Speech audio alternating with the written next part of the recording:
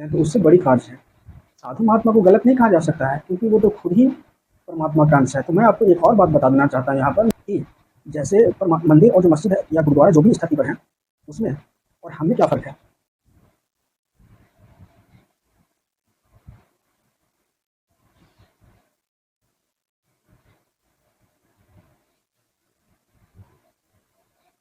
Hello साथियों, जैसा कि साधना हम सब पर चल रहा था उसी तरह से साधना आज भी चलेगा और आज एक स्पेशल डे है जो कि योग दिवस है। योग दिवस के शुभ अवसर पर हम लोग आज तो है तो साधना बनता ही है क्योंकि हर संडे को हम लोग साधना करते हैं। लेकिन आज का साधना बहुत महत्वपूर्ण इसलिए हो जाता है कि पूरा देश आज साधना करेगा और कहीं न कहीं परमात्मा से जुड़ने की कोशिश करेगा। योग भी है जो है सो एक साधना ही है। कहीं न कहीं वो भी भगवान से, परमात्मा से मिलने का एक रास्ता है। और अगर योग करते हैं या साधना करते हैं तो कहीं न कहीं अपनी अंतर आत्मा से जुड़ने की कोशिश करते हैं और अंतर आत्मा जो है सो वो परमात्मा से जुड़ा हुआ है। तो कहीं न कहीं जो भी योग है, पूजा है, साधना है, जो भी है, वो कहीं न कहीं सिर्फ़ और सिर्फ़ परमात्मा से जुड़ने का एक रास्ता है। तो आप सबसे अनुरोध करते हैं कि साधना में जुड़े और इस साधना को लगातार करते रहें क्योंकि जीवन में जितना भी समस्याएँ हैं, जितनी भी कठिनाई क्यों ना हो, कितनी भी रोगी क्यों ना हो, अगर साधना आप करते हैं तो कहीं न कहीं उसका आपको समाधान मिलेगा। क्योंकि इस साधना का मतलब ये होता है परमात्मा से जुड़ना और परमात्मा ही हमें जन्म दिए हैं और सारा देख-रेख उन्हीं के हाथ में है। बिना उनके देख-रेख के कुछ भी संभव नहीं है और सारा उसके अंदर ही होता है। तो कहीं न कहीं साधना करते हैं और परमात्मा से जुड़ने की कोशिश करते हैं, तो कहीं न कहीं परमात्मा आपको ख़्याल रखेगा और आपका देखभाल करेगा और सारा चीज़ का कितनी भी बड़ी चिंता क्यों ना, कितनी भी परेशानी क्यों ना चल रहा हो, उसका हल ज़रूर निकालेगा। इसलिए साधना महत्वपूर्ण हो जाता है। तो आज हम लोग साधना को शुरू करते हैं, ज़्यादा नहीं बोलेंगे और साधना लगातार 1 घंटा तक चलता है। तो मैं आपको बता देना चाहता हूँ कि जो साधना में हमें सुनाई देता है, जो रिंग है, जो साउंड है, वो जो है सो बार-बार डालने से यूट्यूब पे कॉपीराइट आ जाता है। तो आप सबसे अनुरोध है कि साधना से जुड़िए और उस साधना को वीडियो में जो है सो आप जाइएगा तो आपको मिल जाएगा उसका साउंड। उस साउंड को लगा कर के आप आराम से जब तक साउंड बजता है तब तक आप जो है सो उसको सुनते रहिए और अपने आप को गहन ध्यान में कोशिश कीजिए। ये जो है सो साउंड कहीं न कहीं गीता उपदेश का एक साउंड है जो कि गीता उपदेश को जो नहीं पढ़ पाते हैं उनके लिए है। क्योंकि कम से कम सुने, उनकी बातों को समझें, दुनिया में क्या चल रहा है, दुनिया कैसे चल रही है, सारा कुछ इसमें व्यवस्थित रूप से बताया गया और बहुत अच्छे तरीके से समझाया गया है। आपको बहुत अच्छे से समझ में आएगा और कहीं न कहीं आपके अंदर किसी भी तरह का समस्या होगा, किसी तरह का सवाल होगा, उसमें आपको जवाब मिल जाएगा और इस जीवन का क्या रहस्य है, इसके बारे में भी जानिएगा और आपको कहाँ जाना है, इसके बारे में भी आपको क्लियर हो जाएगा। क्योंकि इस धरती पर आए हैं सारे लोग कहीं न कहीं अपने आप को संघर्ष कर रहे हैं और कहीं न कहीं पहुँचने की कोशिश कर रहे हैं। कोई पैसे के पीछे पड़ रहा है, कोई जॉब के पीछे पड़ रहा है, कहीं न कहीं एकमात्र ज़रिया है जो कि पैसा को प्राप्त करना है। तो इस सारे चीज़ का सॉल्यूशन आपको मिल जाएगा और कहीं न कहीं परमात्मा से दर्शन करने का भी मौका मिलेगा और उनकी राहों पर चलिए, ये मैं आपसे अनुरोध करता हूँ क्योंकि इस जीवन का एक ही उद्देश्य है, परमात्मा से मिलना। और शरीर में जो भी है सो सिर्फ़ आत्मा बसा हुआ है और आत्मा परमात्मा से भिन्न नहीं है। सिर्फ़ और सिर्फ़ ये शरीर है जो कि परमात्मा से अलग है। परमात्मा का अंश आत्मा हमारे अंदर बसा हुआ है और ये शरीर उसका संचालन कर रही है। तो आप सबसे अनुरोध है कि इस वीडियो को देखिए और साधना को पूरा कीजिए क्योंकि आपकी जो परेशानी होती है, जो दवाई खर्च करते हैं टेंशन से या किसी तरह की बीमारी से, उस दवाई से बचना चाहते हैं तो इस साधना को करिए। मैं आपको एकदम गारंटी देता हूँ कि आपको बहुत ही 100% आपको तो नहीं कर सकता लेकिन 99% कह सकते हैं कि आपको इस साधना से बहुत फ़ायदा होने वाला है। बहुत सवालों का जवाब मिलने जा रहा है और जो भी आपकी परेशानी है वो तो खत्म ही हो जाएगी। तो चलिए अभी साधना को हम लोग शुरू करते हैं, थोड़ा-सा वेट कीजिए। मैं उस शरीर को अपने आप में सुनूँगा और साधना में विलीन होऊँगा। थोड़ा-सा हो सकता है कि ये वीडियो बीच में काट दिया जाए क्योंकि इसमें जो साधना होती है तो उसका बार-बार कॉपीराइट आ जाता है ऑडियो का। तो मैं उस साधना को चालू करता हूँ, उसी तरीक़ा से आपको भी सुनना है और फ़ॉलो करना है। तो चलिए शुरू करते हैं।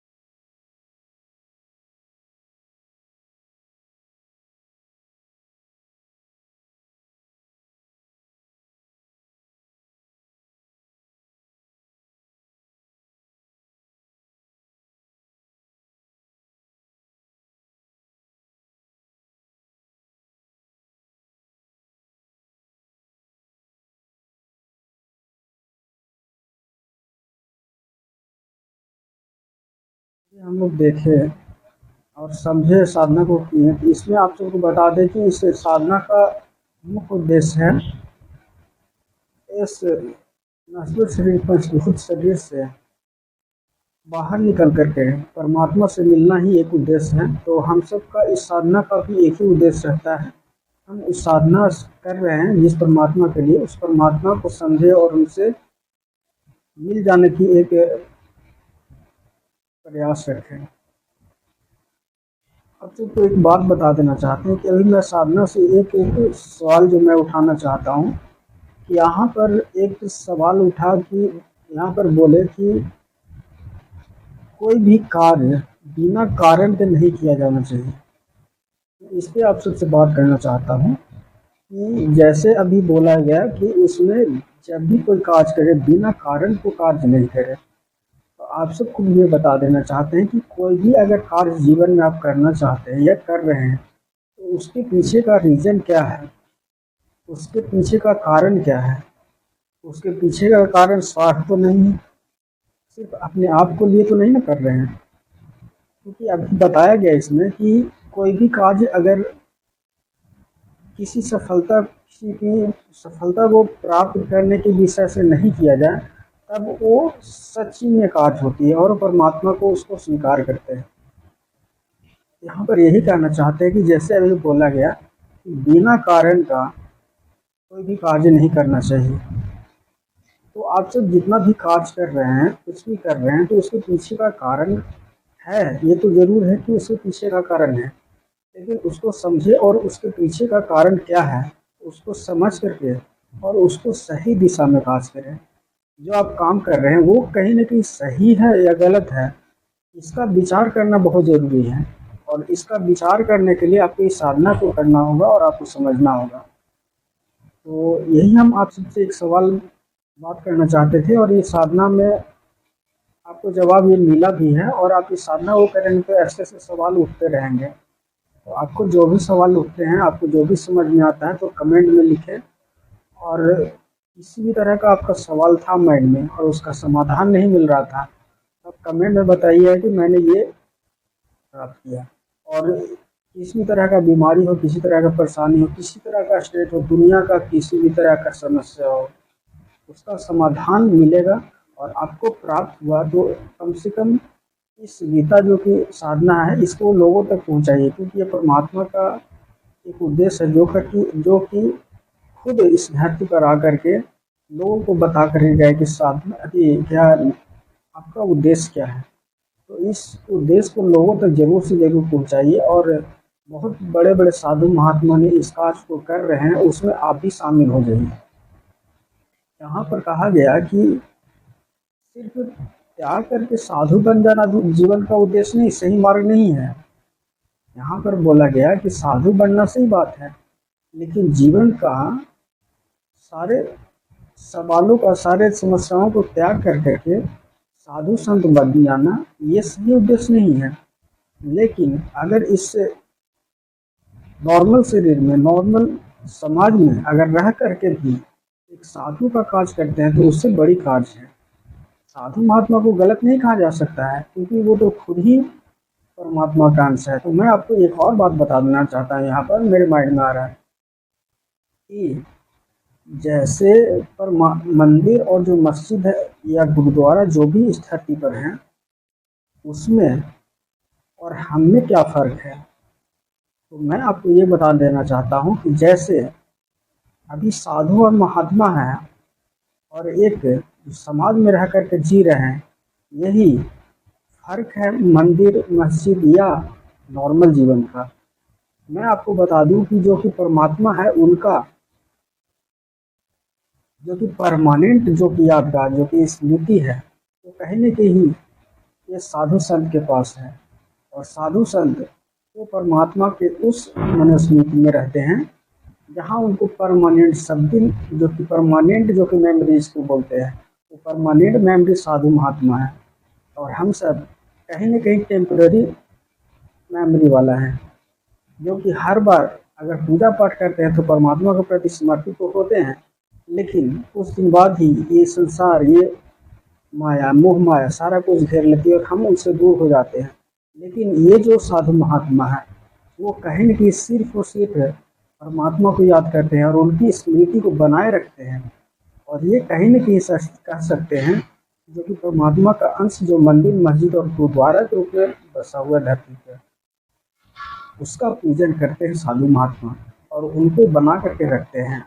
उनकी जो कि क्षमता और जो कि एक शक्ति होती है मंदिर का, उसमें वास करती है। तो कहीं न कहीं साधु महात्माओं का जो पूजन होता है, जो याद होता है, साधना होता है, वो कहीं न कहीं उस साधना को उस मंदिर में स्थापित होता है और परमात्मा खुद वहाँ पर वास करते हैं। अभी मैंने आपको बताया कि जो साधु महात्मा होते हैं, वो कहीं न कहीं सिर्फ़ और सिर्फ़ परमात्मा का परमानेंट मेमोरी की तरह काम करते हैं और साधु महात्मा अगर परमानेंट मेमोरी हैं, वो कहीं न कहीं इस मंदिर में वास करते हैं।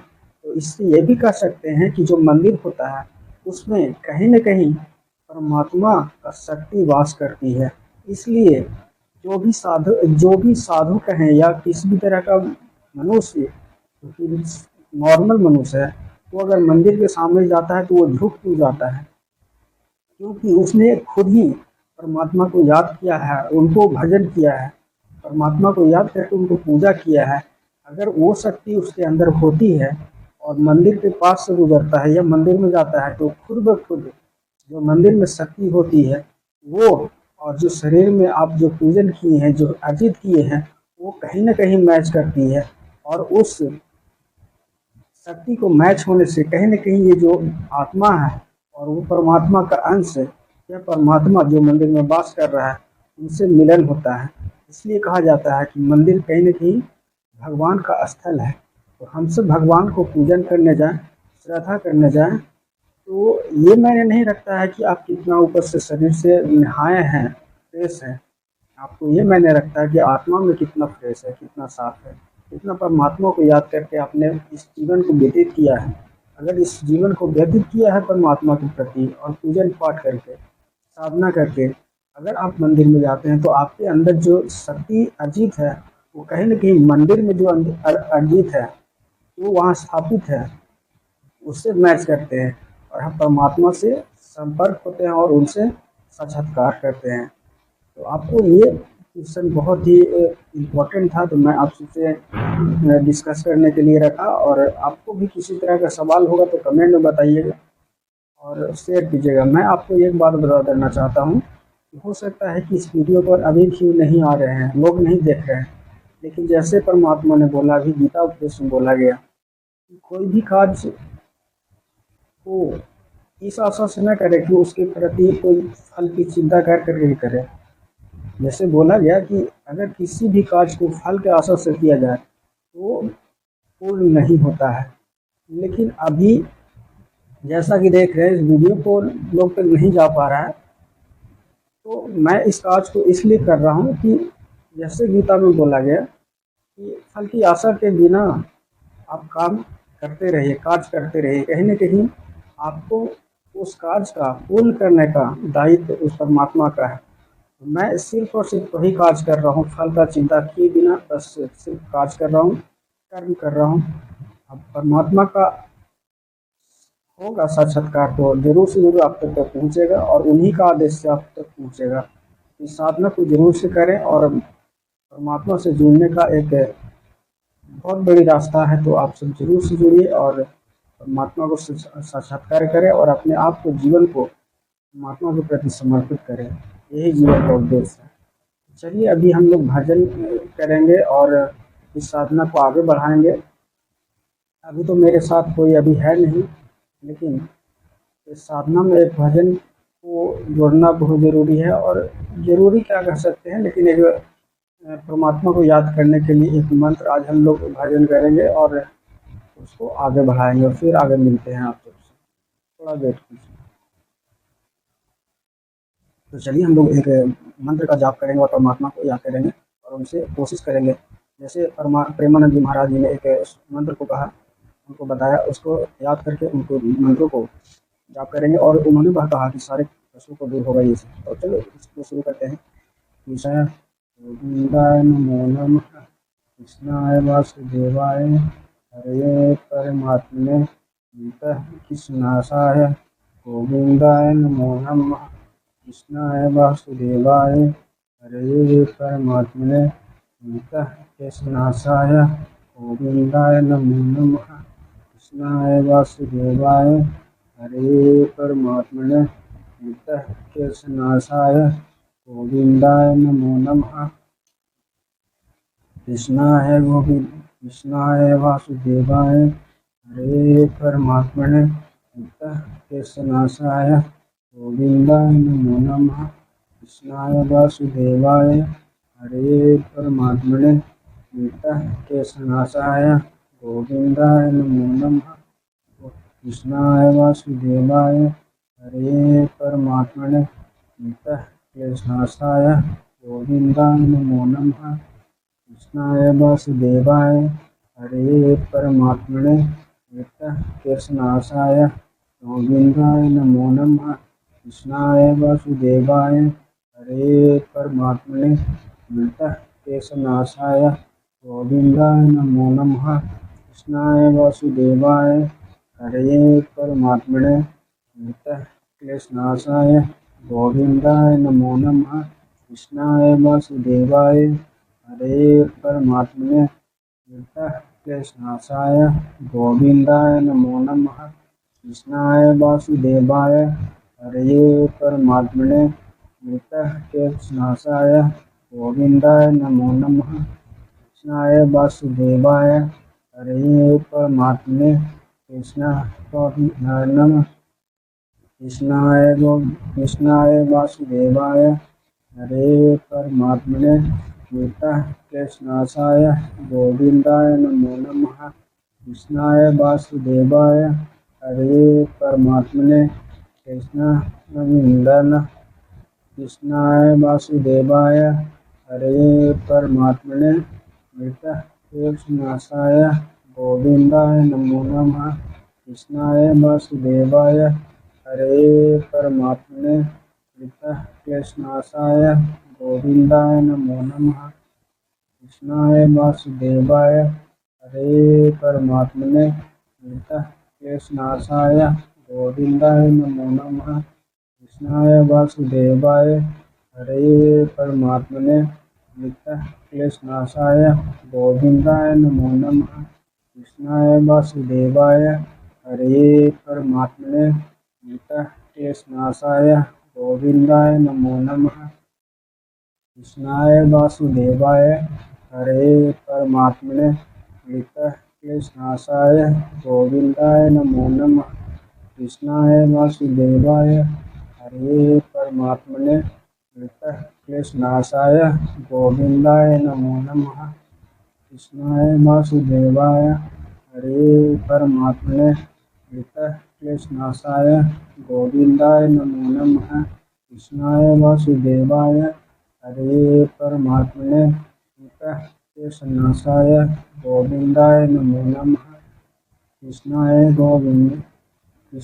गोविंदाय हरे परमात्मने नमः कृष्णासाय गोविंदाय नमो नमः कृष्णाय वासुदेवाय हरे परमात्मने नमः कृष्णासाय गोविंदाय नमो नमः कृष्णाय वासुदेवाय हरे परमात्मने नमः कृष्णासाय गोविंदाय नमो नमः कृष्णाय वासुदेवाय हरे परमात्मने नमः कृष्णासाय गोविंदाय नमो नमः कृष्णाय वासुदेवाय हरे परमात्मने नमः कृष्णासाय गोविंदाय नमो नमः कृष्णाय वासुदेवाय हरे परमात्मने नमः कृष्णासाय गोविंदाय नमो नमः कृष्णाय वासुदेवाय हरे परमात्मने नमः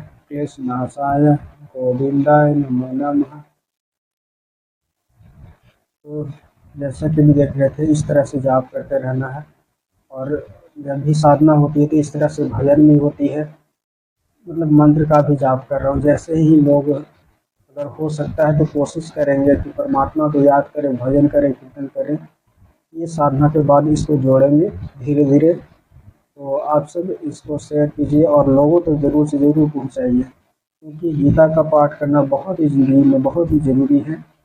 और इससे जुड़ने के लिए आपको टेलीग्राम का चैनल भी आपको मिल जाएगा इसमें, तो टेलीग्राम चैनल से आप जुड़ जाइए। किसी तरह का जो भी ये परमात्मा क्या है, इसका ये ब्रह्मांड क्या है, इसके बारे में जो एक शक्ति है, उससे रिलेटेड करके आपको परमात्मा को साक्षात्कार कराने के लिए, हो सकता है कि मैं आपको बता नहीं पा रहा हूँगा, जो बोल रहा हूँ, हो सकता है कि मैं आपको समझाने में उतना सक्षम नहीं होऊँगा, लेकिन मैंने उसको लिख करके टेलीग्राम चैनल पर आपको अपलोड करता रहूँगा और करता रहूँगा, जिससे आपको ज़्यादा से ज़्यादा समझ में आए और ज़्यादा से ज़्यादा उस परमात्मा से जुड़ने की कोशिश करें। तो टेलीग्राम से जुड़ जाइएगा, और इसमें भी अगर आप जुड़ते हैं तो कहीं न कहीं इस संघ का एक समूह बनिएगा।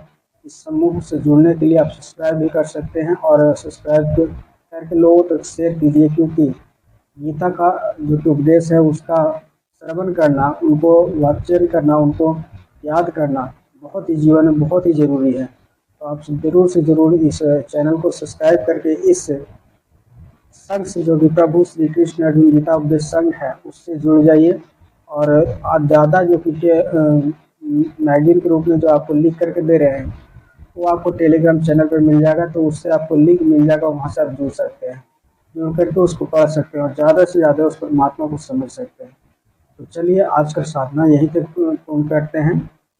और आज तो योग दिवस था, और क्योंकि गीता उपदेश में इतने सारे योग को बताया गया कि आप समझ नहीं सकते, उनके बारे में आपको अलग से डिस्कस करके, सांख्य योग क्या है और कई तरह का योग है जो कि उसमें बताया गया है, तो उसको अलग से वीडियो बना करके आपको समझाएं कि अलग अलग योग क्या है। तो आज के लिए इतना ही, धन्यवाद। आप सब जुड़े और इस साधना को समझे, परमात्मा को समझे और साक्षात्कार किया, यही मूल उद्देश्य है इस जीवन का। तो धन्यवाद, आज के लिए इतना ही।